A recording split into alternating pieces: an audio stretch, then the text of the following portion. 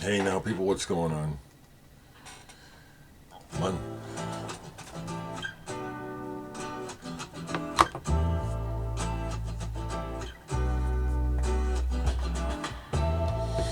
You recognize this music, don't you? Old timers like me can't play the whole thing, or maybe I can.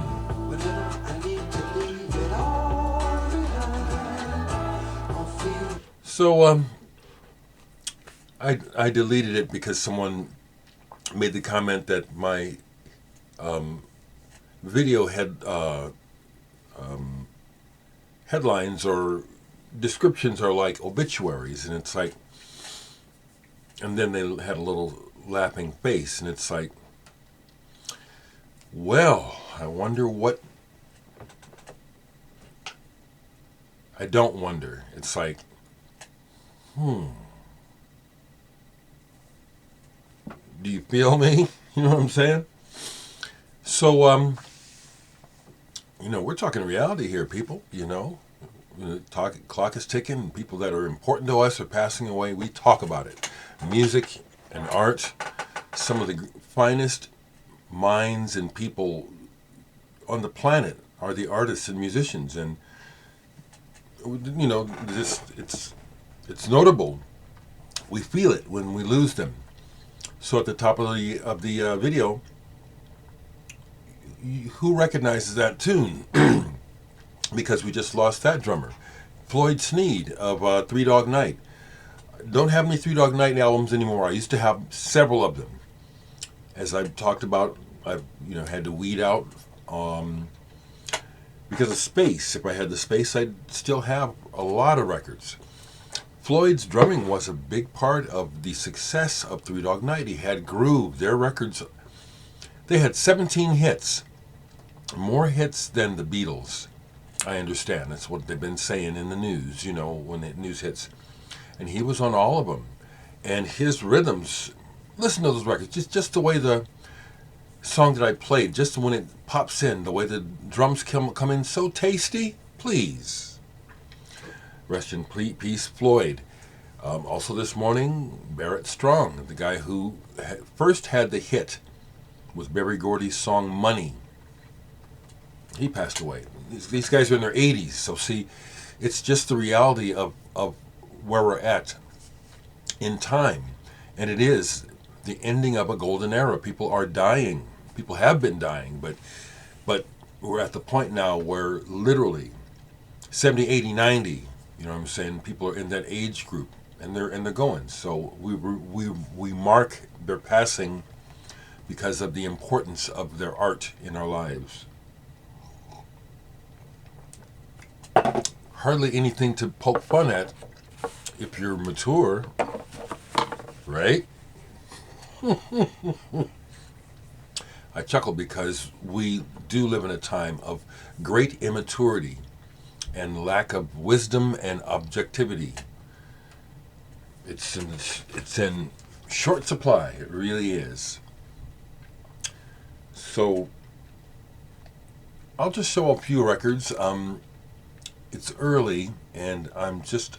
Oh, okay. Yes, these are the things I want to say. Okay, so this Bandcamp Friday is coming up. Friday, February 3rd is the first Bandcamp Friday of the year.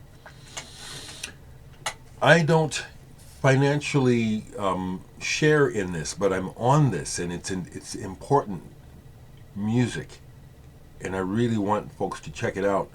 The latest and the final Mana Mirage release by Dave Newhouse and his collective, Autobiography. This comes out Friday. I encourage you to get a copy. There's only 300 copies made. I really wish somebody would take up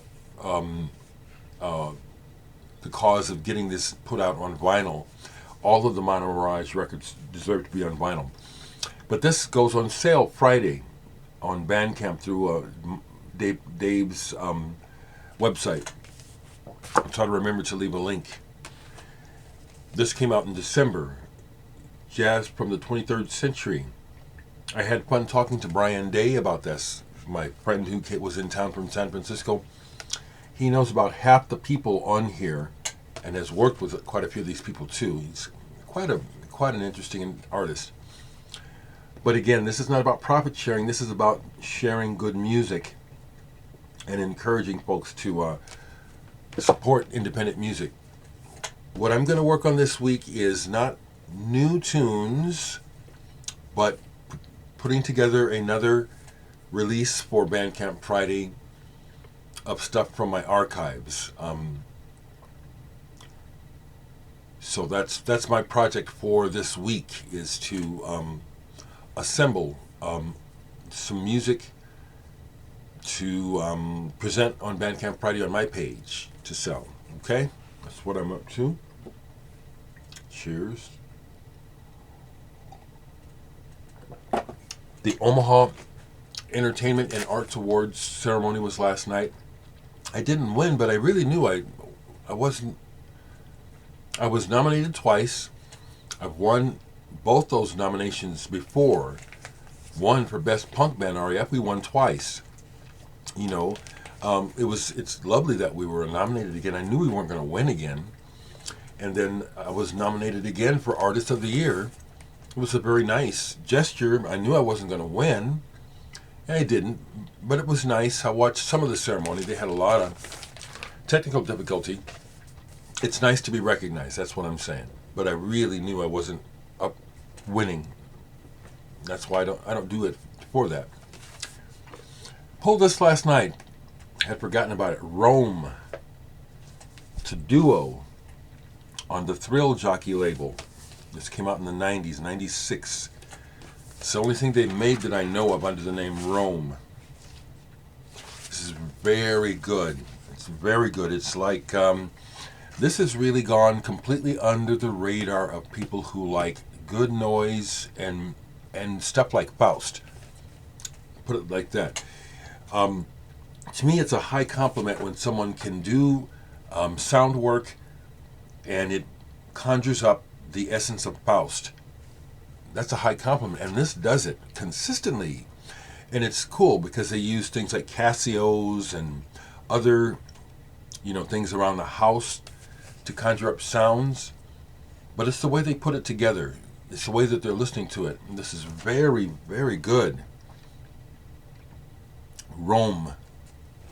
I posted it online yesterday. Said a few words about it. Got the same reaction. One person said they forgot about it but knew about it. All the other comments were like, "Oh, that sounds interesting. I better check this out." Rome. I needed some energy yesterday at one point. I dance. It's part of why I'm not all fat and out of shape. I'm not embarrassed to dance alone in my home as a way of exercising and also as a way of expressing myself. Dance is wonderful.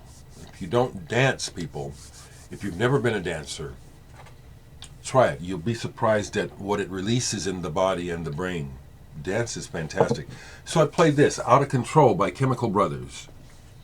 It's got Bernard Sumner from New Order on the lead vocals, and the Blue Vinyl Club or your rave mix or whatever you want to call it, where it just goes on and on. But it's like, it really goes on and on, and you want it to go on. These guys, Chemical Brothers, really know how to stack their beats and make them jump, make your ass bump.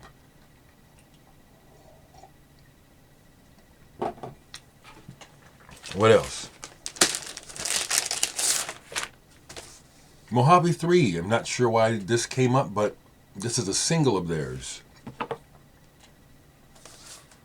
Bluebird of Happiness. Mojave 3 is Neil Halstead. When he left Slowdive for a while, he did this band.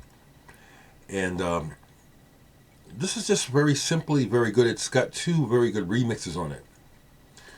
I just like his voice, and I forget the second part of the phrase, but gotta find a way. I just like the way he starts that. And the remixes on here are really good. Mojave 3. I picked this up recently, used at Grapefruit, the band Grapefruit. And as I said when I first reviewed it that it's like, this is just okay, but it's one of those records from the 60s and 70s that I wanted. Band was named by the Beatles. They were supposed to be on the Beatles label. They weren't. Something happened. This is just fair. It's not very good. But as I said, as a timepiece, these are things I still want. Slightly obscure, things that didn't quite hit, things I couldn't afford to buy when I was a kid. If I can get them still, I want them. It's pure and simple. I just want to get them, you know. It's fun to explore and listen to that stuff and reminisce and just think about all sorts of things. So that's what I got for today, folks. I hope you all are okay. Like I said, it's Bandcamp Friday. I want to really encourage you folks that can afford to support us independent artists. As I said, I'm going to work this week on preparing another